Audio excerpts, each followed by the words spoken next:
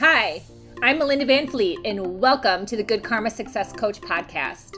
I'm a confidence and mindset mentor and coach, best-selling author and speaker who helps women believe in themselves, build confidence, and take action.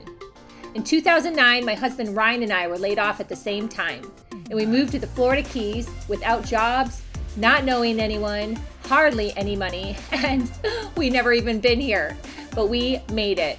And now, not every day is sunshine and rainbows, but we're living our best lives. And all along in our journey, I've always said that someday when we get our quote unquote shit together, we will help others. So each week, my intent is to be relatable and bring you tactical tips, tools, share my learnings and stories that can help inspire or transform you wherever you are in your career or general life and make an impact. I strongly believe that if I can do it, you can do it too. So what's stopping you? Hi, everyone, and welcome to this week's Good Karma Success Coach podcast. I have a very special guest who I have actually known for a long time. Her name is Kristi Ann, and she's also known as a mermaid. She's a mystical, magical mermaid. And she and I originally met when I was a sales rep. I used to rep a line from Australia called Earth Nymph. And she used to buy it because she had a super cute store in Key West called the Captain's Mermaid. And I always just loved her energy. She was so nice and fun to be around. And I knew she was like building this other like piece of her, this other brand. And then she actually was like, hey, let's be friends on Facebook. And so we've been friends on Facebook for a super long time. So I thought it'd be really fun to have Kristi Ann on the podcast and share her journey and talk about confidence and really like what, brought her to build this brand and how she's like worked through lots of things and, where she's at today. So welcome, Kristi Ann. Thank you so much. Thank you so much, Melinda. Hello, everyone all over the globe and across the 7 seas. I'm so happy to be here today. And I love hearing you tell that story of how we met. It seems like it was just yesterday. I know it was many years ago, like 4 or 5 years ago. Like so crazy. Wow, this is great. I'm Mermaid Kristi Ann, or otherwise known as Kristi Ann, or sometimes Mermaid. I'm all yours, Melinda. Yeah. So, and it's funny when you said, across the seas, because it's true. We were just saying that, I have a really nice sized audience in Australia. Yeah. And here you are as a mermaid, like going global. So yes, it's amazing how my name has traveled across the 7 seas since I started my journey. And just recently I was on the #1 travel radio show in America. And they introduced me as Mermaid Kristi Ann. So it's just kind of funny because, I grew up playing mermaid and I guess I'm still doing that today. Oh my gosh. So tell us a little bit about that. And you're originally from Key West, right? Yes, I am. I washed up here in 1976 by default. My father was born here, and I basically grew up in a time. I like to tell the kids when they ask me how old I am, I say that in human years I'm 46, but in mermaid years I'm 26. Ooh. So at the time when I grew up here with my land legs, there wasn't technology, and we played outside. So I grew up waterlogged as a child, and I was always in the pool, the canal, the ocean, the beaches, collecting shells. So I think, I feel that my love of mermaids came at a very young age, and also I was brought up in a family of commercial fishermen. So I would hear that a lot. Do you see the mermaid out there? And I always stuck with me. It's always been a huge part of who I am, and still today. Wow. Now, way back when, though, I don't think you had all the pretty costumes that you have now. You're so right. I always tell the kids and the parents how lucky they are because, I was once in American Way magazine, and there was an article that was, I was privileged to be in. And one of the things that the writer wrote about was how my sister and I used to bind our ankles together with anything we could find, shoelaces or scarves. and to perfect our mermaid form in the water. Now, today I do not recommend that. That is not safe. That's why I sell swimmable mermaid tails today that are safe. But at the time, we didn't have all of that. And the children nowadays, I mean, they're so lucky because they have all of this amazing, they have amazing technology, which in some cases, I think it's a great thing and a bad thing at the same time. Right. But then they also have these things where they can express their talents and their dreams and their passions, like being a real life mermaid. And I wish I had one when I was little. I know of women my age that are professional mermaids today, and they actually made their costumes when they were little, their mermaid costumes. So they were very, wow. very inventive like that. I didn't do that. I was just, not that creative at the time, I would say, but I was always swimming like a mermaid in the ocean or anytime I was around any kind of body of water. Wow. Wow. Now tell us about, because like I said in the beginning, excuse me, we met through your store that you had for how long? 9 years, 7 years? I actually had the store for 7.5 years total. I started off in a little hole in the wall across the street before I met you, right adjacent to the Hyatt Centric in the corner of the Galleon there. And I'm a master manifester, I like to say, and I'm able to you dream things up into my world. And I used to sit there and I used to look across the street at the boutique that I met you at and stare at the window and design and how my window was going to look and how my store was going to look when it was over there. And the realtor at the time, I used to see him. He was a frequent visitor at the Tarpon Bar. And I would say to him, I really want that space if it ever becomes available. And he was like, oh, you're never going to get that. That's the winery stock room. The winery has been there for years and years. And the winery was literally in the Coca-Cola bottling court. That's where the Captain's Mermaid boutique was. Mm-hmm. But it was on the other side, on the Symington Street side. And sure enough, one day, someone across the street said, hey, did you hear the winery is going out of business? And that space is available and nobody in the complex seems to want it. So I called up Norman really quick. I'm like, Norman, I need that space. That's my space. And sorry, that was my mother. That was my mom. I just put my cell phone on silent. I apologize. But yeah, lo and behold, I ended up with the space. I ended up decorating the windows just like I envisioned them to be. And at that location, I was there for 5 years before I decided not to renew my lease. Wow. Wow. Well, you did an amazing job curating it. It was always like spotless and beautiful and yeah, just really, really cool. So how did you then evolve? Yeah, you're welcome. Into, because you also have the Mermaid Festival in Key West. So like, tell us your journey of how that all evolved. Okay, well, my mother, when I first opened up the first boutique, which was the same name, it was just in a different location. And just to let your listeners know that it was the very first mermaid store on the island. Other stores had some mermaid product, very little, but it was the first actual mermaid store that was just dedicated to mermaids. So that was really nice. And then my mother at the time, she had been part of, at one point, the Cuban American Heritage Festival. She was the assistant director.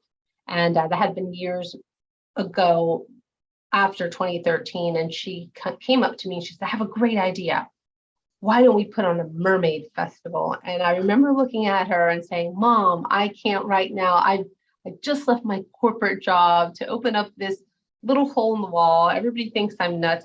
That's nothing that I can wrap my head around. Well, like my mother, she's a Scorpio. So she went behind my back and she purchased the domain and, she's a manifestor in her own right.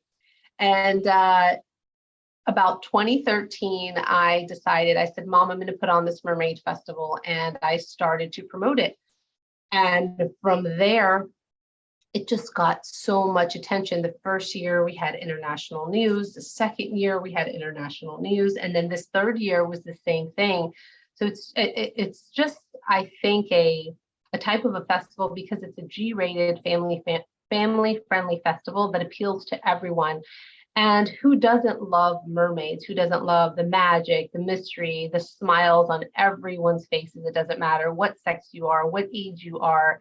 It just makes people really happy and feel really warm inside. So from there, we did it. We had the first inaugural 2019 Key West Mermaid Festival, and it was amazing. It was 3 days. It was 8 events in 3 days. It was super ambitious. I bit off way more than I can chew, but like the universe would have it, I was sent beautiful angels that helped me and people that believed in the dream. And even people along the way while it was happening would jump in and help. And I remember just kids everywhere wanting to swim with mermaids. And we had mermaids come from all over the country. We even had one from Canada. And on the 2021 festival, because nothing happened in 2022, unfortunately, all over the globe. But for the 2021 festival, I had mermaids calling me from France and wanting to come from Egypt, but because of the travel restrictions, they couldn't come. So we are really hoping that in the future, we have mermaids come from all across the 7 seas to experience the magic of the Key West Mermaid Festival. Wow. Do you have the date set for this year? Yes. It's July 1st through the 5th. We've the last 2 festivals we've added 2 days, so it's a 5-day festival, and we do it 4th of July weekend. Number one, it's one of my favorite holidays. I love 4th of July. I'm very proud to be an American. I think that it's just a wonderful country. My family on both sides of my father and my mother, they actually come from Cuba. And then before that, the Azores, and even all the way up to the top of the Nile River, where the kings of Kush and the pharaohs of Kush were. So that's kind of how we traveled along waterways all the way to get here to the tip of the United States. So I'm very proud of that. And I love 4th of July weekend because it's a time where everyone seems to be on vacation, pretty much from all over, whether you're, in Europe or you're in the States, or most of the children are off of school. So it just seems like a right time. And, we have a lot of families that come from New York also. And it felt like it was a right time. And people always say, well, it's so hot that time of year. But I always say the same thing. I'm like, it's an American pastime. Nobody minds being hot, sweaty, and sticky on the 4th of July. You want to be outside. You want to just be free. And then why not throw water and mermaids in the mix? I mean, it just seems perfect to me. Yeah. And it's hot mostly everywhere now. So everywhere. Someone may say, not Canada or something like that. I get that. But like in the United States, we've had a hot summer. So, that makes sense because I'm normally away on the 4th, just up north a little bit. So, okay, that's why I wasn't there this year. But that's so cool. Oh my gosh, that is like amazing. And you just gave me the chills when you were talking about being American. So, yeah. And not that the other countries aren't great. I mean, it's just I get it. It's just something that I love to celebrate, and I love the fireworks and all of everyone's so proud and everyone's showing off their colors. It's just a great time. Yeah, no, that's really, really cool. That's super cool. And then tell me about like how you evolved your brand. I mean, people out there, if you are not following Kristi Ann, please follow her on Facebook and Instagram, and you will see what I'm talking about. So tell us about your brand. This is the perfect spot for a quick little interruption. And I want to share about a really exciting, amazing, transformational program that I took back in 2019. If you listen to this podcast, you've heard me talk about it for the past couple weeks, and that is Amanda Francis's Money Mentality Makeover.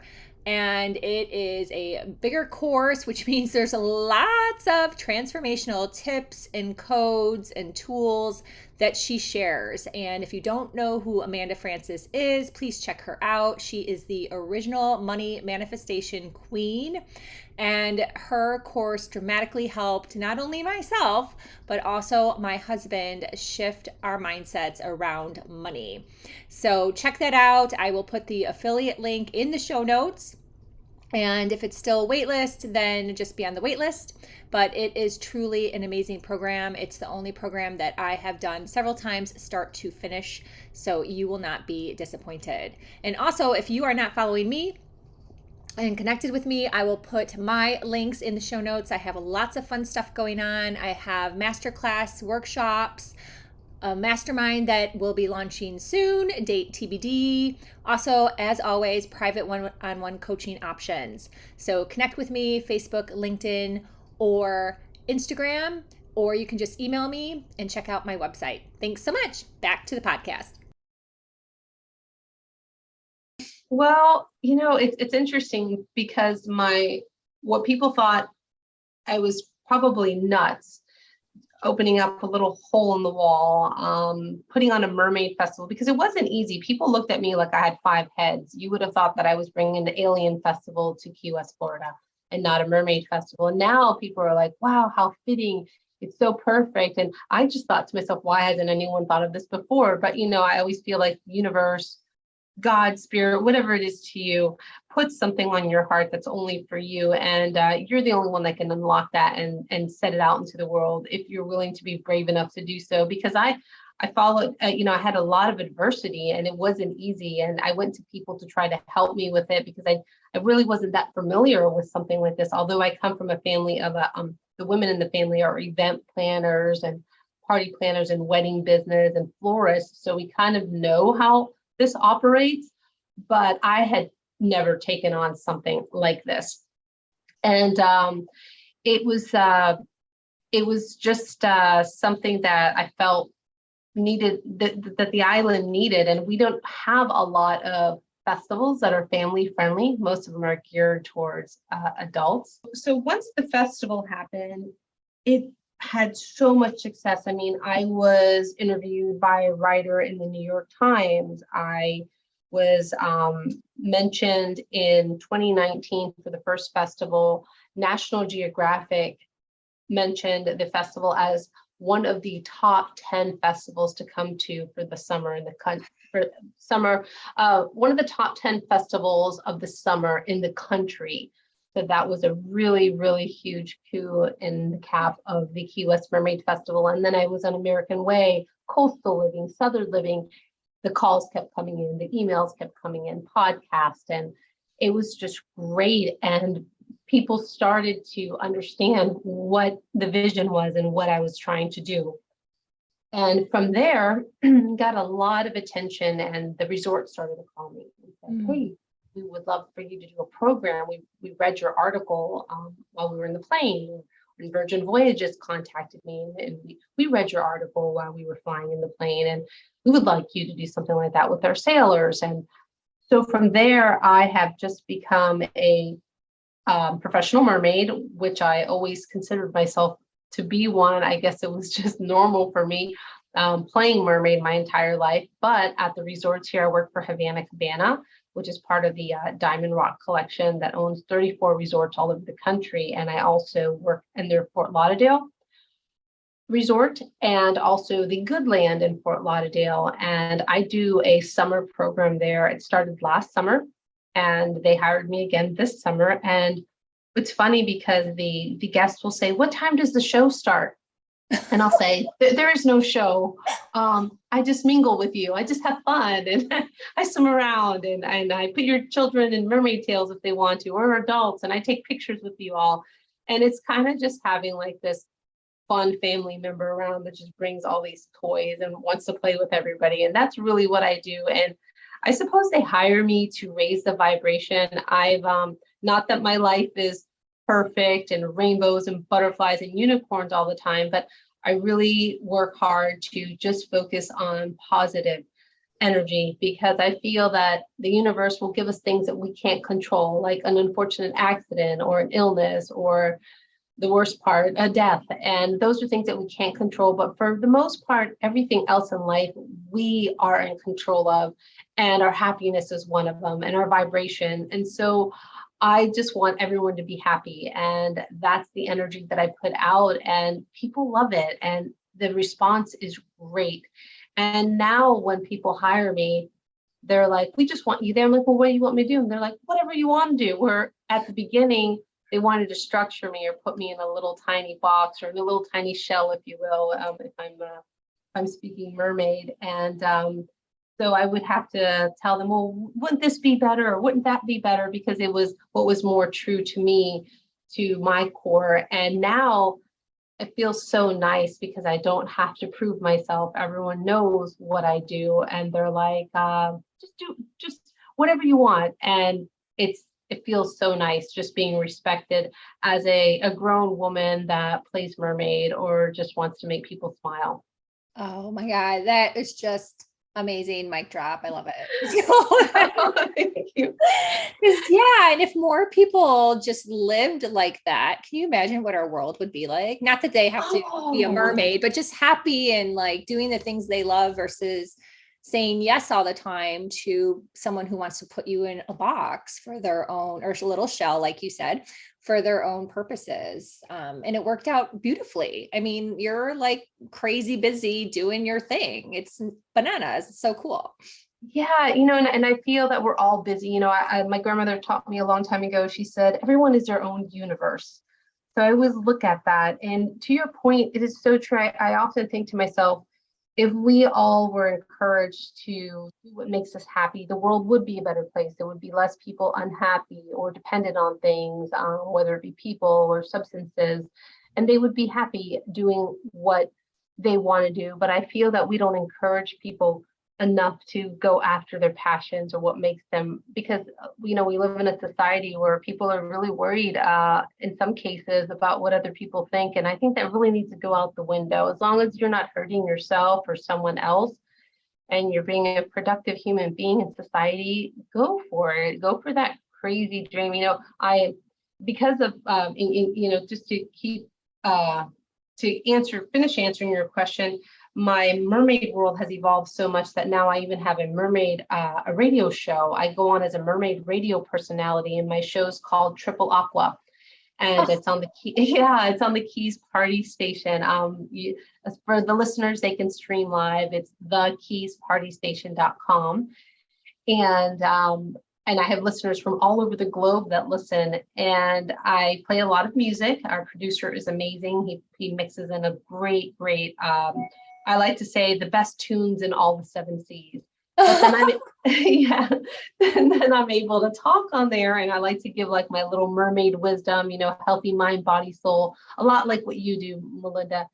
And one of the things I always say when I go off air, or even when I meet children, or sometimes I've even have been asked to sign autographs, which I always find that kind of funny and odd because I don't look at myself like a famous person.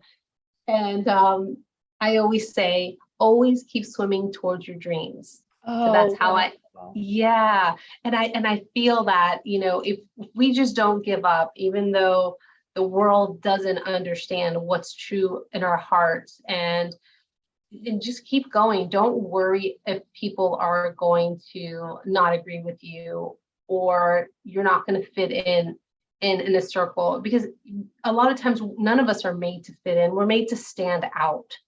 And we're made to be unique and different. And maybe that's the triple Aquarius in me, which is really rare, sun, moon, and rising, where everyone's going right. I like to go left. And I always say that I march to the beat of my own band. And people are like, well, no, you mean drum? And I said, no, I'm a triple Aquarius. I have a band. There's no drum.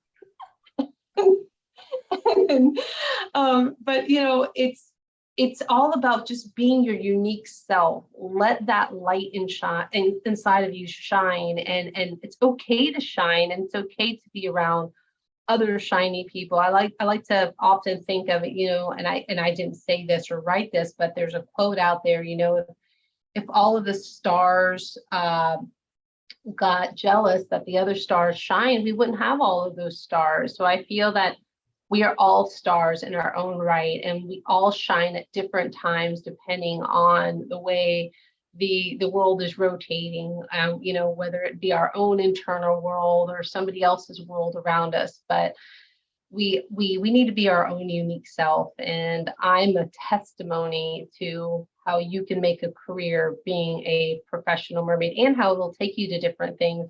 Just this year, I've been involved in several documentaries. One, I did a voiceover, and I was the female lead for the voiceover in the documentary. Another one I modeled in.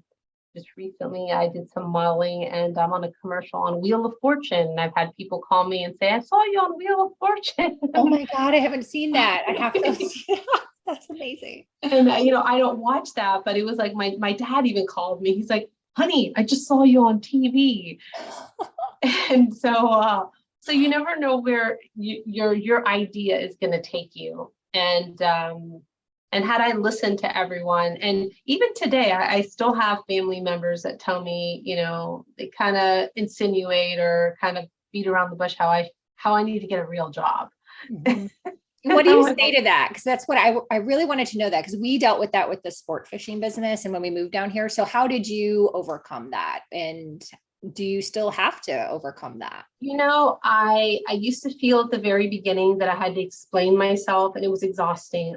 Melinda, it was so exhausting, and I felt like it just took so much of my energy having to prove myself and my reasoning or why I had this passion and had this dream. And now I just listen to them, because for whatever reason they feel that they need to tell me. So I'll listen to them, I'll nod, because their point to them might be completely valid, although to me it's not going to hold any weight, if you will, for a lack of a better words or term to say it in. But I feel that for whatever reason they need to release that, and it's important to them. And maybe I might get a little nugget of wisdom out of what they're saying, and maybe it can be useful. But if I feel that it's not aligned with my soul, then I just shake it off and I just say, okay, well, I hope they feel better. I'm going to continue to go forward in what I want to do, because the dream wasn't given to them. It wasn't put on their heart. And, we don't want to end up, at the end of our days thinking, wow, I should have done that, or I should have gone after that dream, or I should have approached that person I really cared about, or, I mean, it can be a myriad of things. And I don't want to have those regrets. I lived a long time where I come from a very, very boisterous family and very strong people, and I love them all. But I was always a very psychic little girl and had a lot of intuitive gifts. And people in my family would say, "Don't think it or say it, or it's going to happen." So I grew up a little shy, and what got me out of my shell was my mother put me in dance, ballet, tap, and jazz. And so I performed. So I've been performing on stage and plays and in school and my entire life. And dance has been a big part of my life.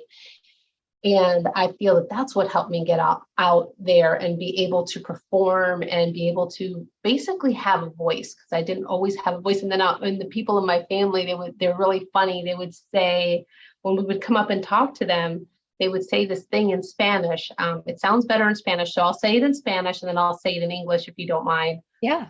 We would say, so-and-so, trying to get the adults' attention. They would look down at us and they would say, "Los niños hablan cuando la gallina toma Coca-Cola," which means children talk when the rooster or the hen drinks Coca-Cola. So we would look at them kind of like side-eyed and tilt our head and think, well, that's never going to happen. So then we would just walk away and go play. It was their way of saying, go away. Like, don't talk, you're a child. Yeah. Yeah, you're bothering me. So we would go off and we would be creative, and we would, like, my sister and I would put these plays together. But then one great thing about my family, when it was time to perform our play that we worked so hard working on, or our little skit, that we would ask them to all sit down on the couch, and they would all sit down like little soldiers, and they would really be excited and anticipate all the adults to watch to see what creative thing we came up with. Wow. So in a way, although it maybe seemed like it was cruel, they were kind of like, go do your own thing. Like, we know it's probably something that you can help yourself with. And so we grew up very independent. And because we were really kind of pushed to do our own thing. Yeah. Yeah. No, that's amazing. And so true, because my perspective is that a lot of parents don't realize what they're doing to their children because they're so busy or they're distracted or whatever. And for you, I talk a lot about 360 confidence alignment, which means you came 360 degrees around, right? To what you loved as a child, and you found the confidence to go for it and tune out the noise. And I love what you said, that, in sharing about your mindset perspective was, the dream wasn't given to them. It was given to you. Like, it's just amazing. And I really hope that anyone struggling out there with stepping into your power, doing something that you feel in your heart you want to do, like, you really listen again to Kristi's mindset message to help you shift. I thought that was amazing. So thank you. Very, very cool. You have to tell me, because I am such a girly girl, glittery, like, how do you do the costumes? I know this is like probably peripheral for some people, but again, if you're not following Kristi, you need to follow her, because she's amazing. And you see all these cool costumes. So give me some scoop on the costume. Okay. So, and I'm so glad that you brought that up, because when I first started selling, I was the first one on the island to sell swimmable mermaid tails. As a matter of fact, I went with a company. It's very known today. It's called Fin Fun Mermaid Tails. And my sister at the time did a lot of research on it, and they were the safest ones on the market. And they didn't sell wholesale, but because of, I have a buyer background. I was a buyer before I opened up my boutique. I was a retail buyer for a large company in town, and I bought from many stores, and I was a buyer for 8 years, and we traveled around, and showed all the different trade shows and everything. So I did a lot of traveling in the US for that. And they didn't sell wholesale. So with my buying background, I talked them into what a great idea it would be. And sure enough, I was their very first wholesale buyer. Oh, wow. And then after that, they started to go to shows. Like, I'm sure they went to surf or whatever fun shows would, fit their product line. And they started selling. And now that they sell all over, you can find them everywhere. And at the time, and when the mermaid, I like to call it the mermaid movement, because even just recently, a couple of months ago, Fox News did an entire story on it, how the mermaid culture, mermaid activities is so popular within a lot of people that are hobbyists or even professionals all over the globe. So if you're not paying attention to the mermaid movement and what's happening, start looking into it. And I'm sure after this podcast, you'll see mermaids everywhere, because that's how energy works, right? Yes. So at the time, in 2015, when it really kind of was starting to boom, and it had been around for a while, and I just got into it, there was lots of options. I mean, you still have lots of options of tails today. I mean, you can buy a tail for $50 all the way up to $50,000, depending on what type of tail, how much money you want to spend, how intricate you want to be. And the nice thing about, I feel, being a mermaid is that you can be whatever you want to be. And I like to encourage people to do that. And I say that because when I had people around me that had these beautiful, heavy silicone tails, and they were thousands of dollars. And I had this fabric tail, and it was a Fin Fun fabric tail. It was like a starter tail at the time. They were close to like $80 or $100, as a retail price. And I would get a lot of resistance from the people around me, and they would say, well, real mermaids don't wear fabric tails, or and it was just in that group, and it was even people like photographers and videographers, and they would say, well, if you really want to do this thing, you should get a tail like so-and-so that's more realistic and you need to kind of up your game. And to me, I wasn't looking at it that way. I was looking at it like, okay, who am I kidding? I really cannot breathe underwater. I know that I'm, an adult trying to have fun, with a mermaid heart. And I'm happy with my fabric tail, but I proved everyone wrong because the very first magazine that I was in was Coastal Living. And I feel like I've manifested that because I always wanted to, I used to dream about writing the editor, and that was my favorite magazine. I always had it at home, and I really decorated a lot of my home at the time to reflect those homes in Coastal Living. So it was very I had a lot of ideas and inspiration from that magazine. And but Source had a bigger plan. He said, no, you're not going to be in this little article. I'm going to put a picture of you in there. And he did. And I had a picture in there, and I'm wearing a red, white, and blue tail. It was at the time, it was called the beta tail. I don't even think they make it anymore, but it was very patriotic. And I'm in this Spin Fun fabric tail in Coastal Living magazine. Oh my God, that is so cool. And yeah, another amazing, like, confidence building story. Yes. I had no idea that you had gone through that in terms of, judgment and comparison, and you stuck to your fins. So I stuck to my fins. You have an iron fin, like some of my friends say. And yeah, sometimes, and no pun intended, you got to dig your heels in the sand and just stay true to yourself. And just several months ago, I was on the cover of Key West, Florida Weekly. And again, I was in a fabric tail. And every time it seems that like I'm in a cover or something or in a magazine, I'm wearing a fabric tail. Now, I do have a fancier tail today. And I do have ones that look very realistic. And even though they're still fabric, for me, getting in a silicone tail it's a lot of work. And I'm not a spring mermaid.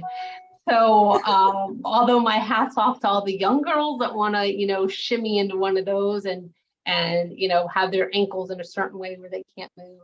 I'm not always really keen on the idea because I want to be comfortable and I just want to have fun. And I have a lot of, I really encourage women in my festival because I take them, the volunteer mermaids, from 21 and up. And I do that because, we do have some adult beverages at the different events, and I don't want to be responsible for anyone who's underage as far as volunteering. But I like to say mermaids come in all shapes and sizes. They come in all ages. And I always say, pick your mersana and swim with it. I have girls that say, well, I don't have a tail that you can swim with. I'm like, do you have a costume? And they say, yeah. I'm like, that's perfect. We have events that you can just walk around. You can be part of our pod.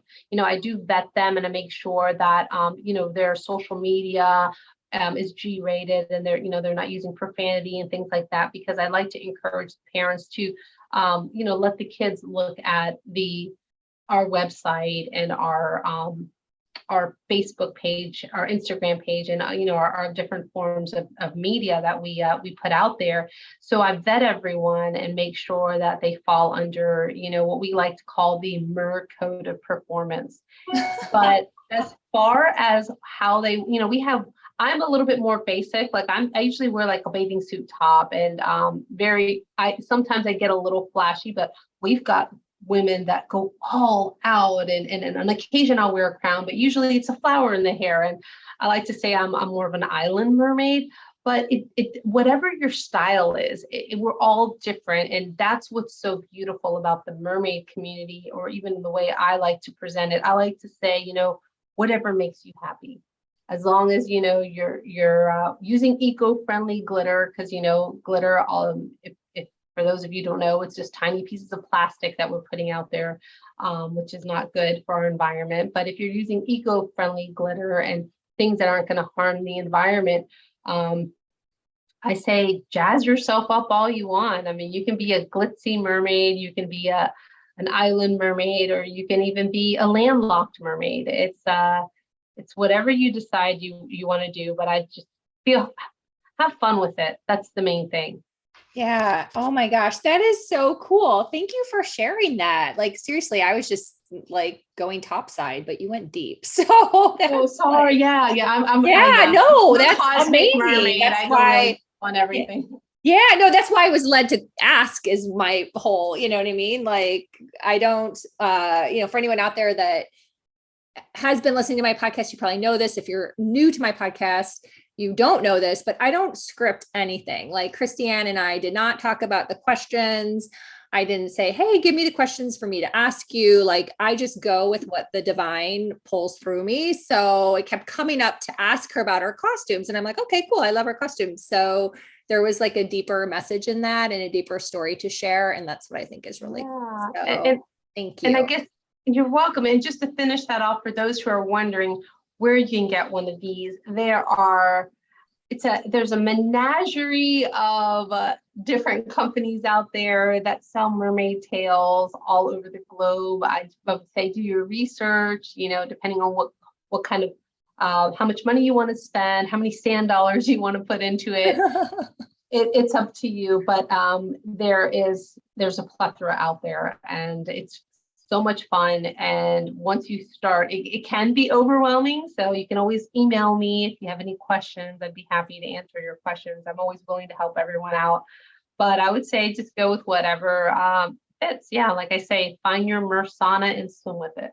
Oh my gosh. Now, if I start having mermaids speak this weekend, my husband's gonna be like, what? Because when you end up like talking to someone from like London and then you kind of pick up on their dialect, you go, okay, I am not from London. What am I doing? So it can be contagious. It's contagious. It's awesome. It's contagious. I have mermaid puns for days. I mean, we speak mermaid here, and I meet people all the time that speak mermaid. So it's really fun. We have a lot of, and that's the whole thing about, being a mermaid at heart. So many women and so many people identify with this culture.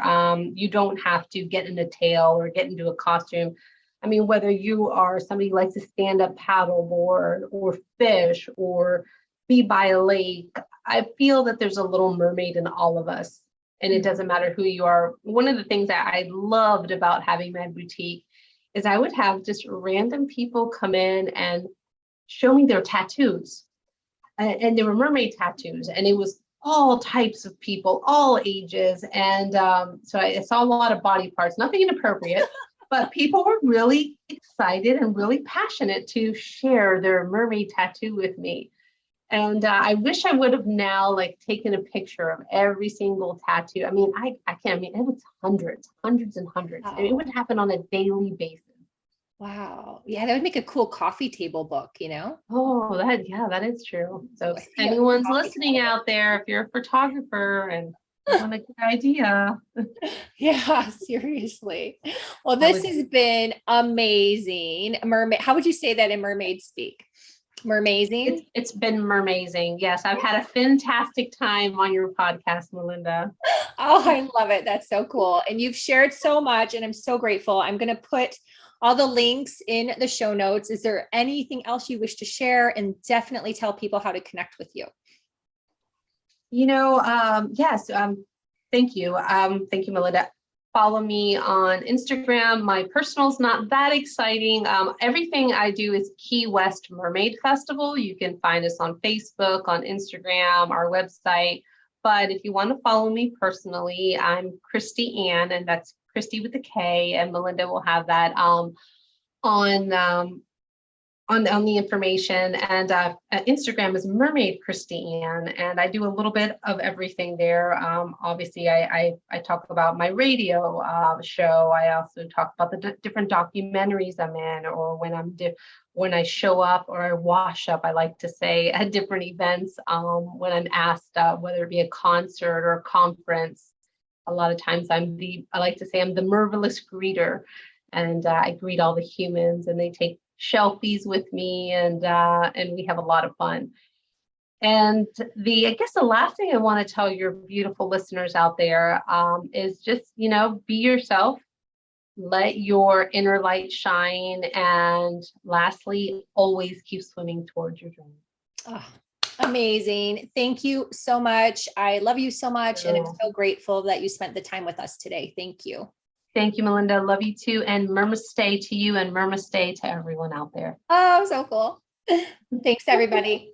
Thank you.